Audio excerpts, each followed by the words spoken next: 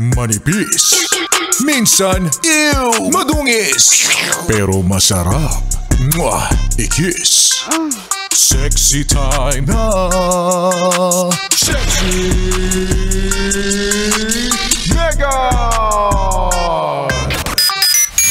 Sabi nga ng kanta na yan ni Ed Sheeran, life goes on.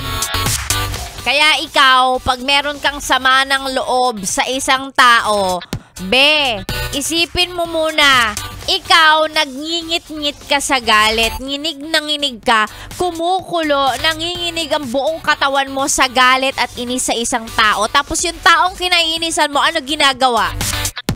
Wala lang, ang saya niya, ine-enjoy yung buhay niya. Hindi niya alam na galit na galit na galit na galit ka sa kanya.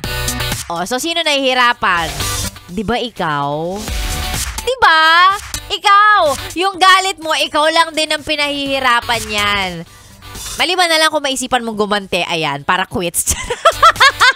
Pero, kung galit ka lang dun sa tao, wala, di ba? Parang kinikimkim mo yung galit mo na yan.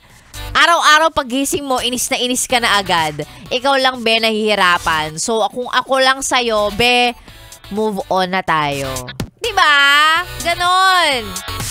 Move on ka na. Pakita mo na lang sa kanya na, ay, teka lang. May atraso sa akin to eh.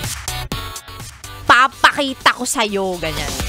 Papakita ko sa'yo kung sino yung nilait-lait mo, ganon. Ganun na lang. Huwag mo nang kimkimin yung galit na yan. Bakit? Ay, naku lahat ng mga kinikim-kim sa loob, pag sumobra na, pag, alam mo yun, pag umabot na sa rurok, pag, alam mo yun, andun na siya, nasa peak na siya, lalabas yan in many different ugly ways.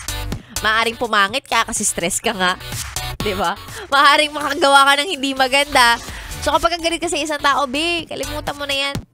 Kung alam mo nahihirapan eh. Tapos siya pag nakita mo, diba? Ang saya-saya, ini-enjoy lang buhay niya. Tapos ikaw dyan, inggit na inggit, inis na inis, galit na galit.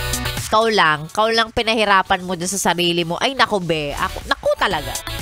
Kaya dapat, ngayong araw ng Tuesday, kalma lang tayo. Yung mga bagay na magpapainis sa atin, mga bagay na hindi naman makakapagbigay ng pera at kaligayahan sa atin, let go natin yan.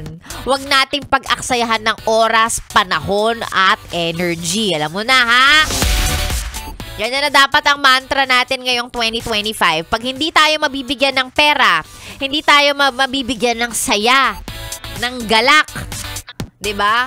Huwag mong pag-aaksayahan ng oras at panahon at lakas. Tinitipid nga natin yan eh. Lagi na nga masakit yung likod natin. Tapos, ifo-focus pa natin yung attention natin sa mga bagay na makakapagpa-stress lang sa atin. Huwag ganon! No! Yan, mga paalala lang naman ni Sexy Megan para ngayong araw ng Tuesday. Kalma lang tayo. Breathe in, breathe out. Wow, coming from me na maraming reklamo sa buhay. Sexy Megan po yun kasama. Good morning, it's a beautiful Tuesday morning para sa ating lahat. Tuloy-tuloy nyo na po ako makakasama hanggang mamayang tanghali. Para sa mga nais magpa-shoutout, libre lang, isend sa ating Facebook page, DJ Megan Yes FM. Ako na po yun kasama dito lang sa stasyong masarap pakinggan. This is 101.1 Yes FM. Solid!